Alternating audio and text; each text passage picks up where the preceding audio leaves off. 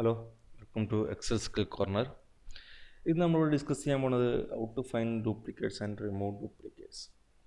ഇപ്പോൾ നമുക്കറിയാം, എക്സലിൽ നമ്മൾ ഒരുപാട് ഡാറ്റ ടൈപ്പ് ചെയ്യേണ്ടി വരാറുണ്ട്. അതുപോലെ നെയിമുകൾ അങ്ങനെ ഒരുപാട് ഡീറ്റെയിൽസ് നോക്കി ടൈപ്പ് ചെയ്യാതെ വരാറുണ്ട്. ഈ സന്ദർഭങ്ങളിൽ ചിലപ്പോൾ ഡ്യൂപ്ലിക്കേറ്റ് വരാൻ സാധ്യതകൾ വരാറുണ്ട്.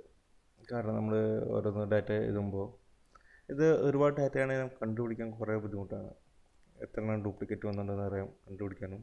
അത് റിമൂവ് ചെയ്യാനുള്ള ഒരു മാനുവൽ ജോബിന് പകരം നമുക്ക് എക്സൽ ഒരു ഓപ്ഷൻസ് ഉണ്ട്, എങ്ങനെയാണ് ഡ്യൂപ്ലിക്കേറ്റ് റിമൂവ് ചെയ്യുന്നതും എങ്ങനെയാണ് ഫൈൻഡ് ചെയ്യുന്നതും. അതിനായിട്ട് നമ്മൾ രണ്ട് ഓപ്ഷനാണ്, ഒന്ന് പി ഒ ടേബിൾ ഓപ്ഷനും പിന്നെ കണ്ടീഷണൽ ഫോർമാറ്റിംഗ് ഓപ്ഷനാണ് നമ്മൾ ചെയ്യുന്നത്. ഈ പി ഒ ടേബിൾ ഓപ്ഷൻ വഴി നമ്മൾ ചെയ്യണമെന്ന് വെച്ചാൽ നമുക്ക് കണ്ടുപിടിക്കാൻ സാധിക്കും എത്ര എണ്ണം ഡ്യൂപ്ലിക്കേറ്റ് വന്നിട്ടുണ്ടെന്ന് സാധിക്കും. അതിന് ആദ്യം നമ്മൾ ഡാറ്റ സെലക്ട് ചെയ്യുക, ഇൻസെർട്ടിൽ പോവുക, പി ഒ ടേബിൾ സെലക്ട് ചെയ്ത് കഴിഞ്ഞാൽ എക്സിസ്റ്റിംഗ് വർക്ക്ഷീറ്റിൽ കൊടുത്തു കഴിഞ്ഞാൽ അത് കോളം സെലക്ട് ചെയ്യുക.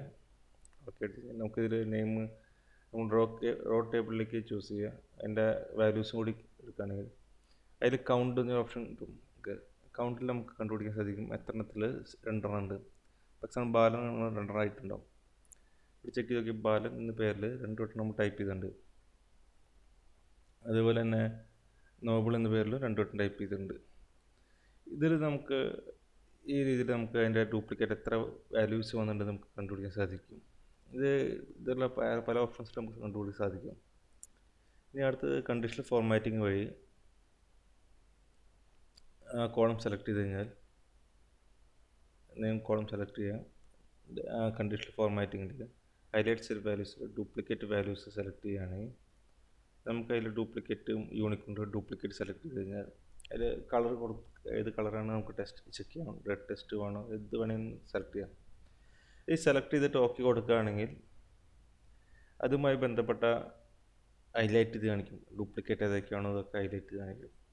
ഈ മെത്തേഡിലും നമുക്ക് കണ്ടുപിടിക്കാൻ സാധിക്കും ഡ്യൂപ്ലിക്കേറ്റ് വാല്യൂസ് ഏതൊക്കെയാണ്. രണ്ട് മെത്തേഡാണ് നമുക്ക് കോമൺ ആയിട്ട് നമുക്ക് ഏറ്റവും സിമ്പിളായിട്ട് കണ്ടുപിടിക്കാൻ സാധിക്കുക. ഇത് റിമൂവ് ചെയ്യണമെങ്കിൽ നമ്മൾ കോപ്പി ചെയ്യുക, അടുത്ത കോളത്തിൽ പേസ്റ്റ് ചെയ്യുക. അത് കഴിഞ്ഞ് ഡാറ്റ റിമൂവ് ബാറിൽ റിമൂവ് ഡ്യൂപ്ലിക്കേറ്റ്സ് എന്നൊരു ഓപ്ഷൻ ഉണ്ട് ഡാറ്റ ടൂളിൽ.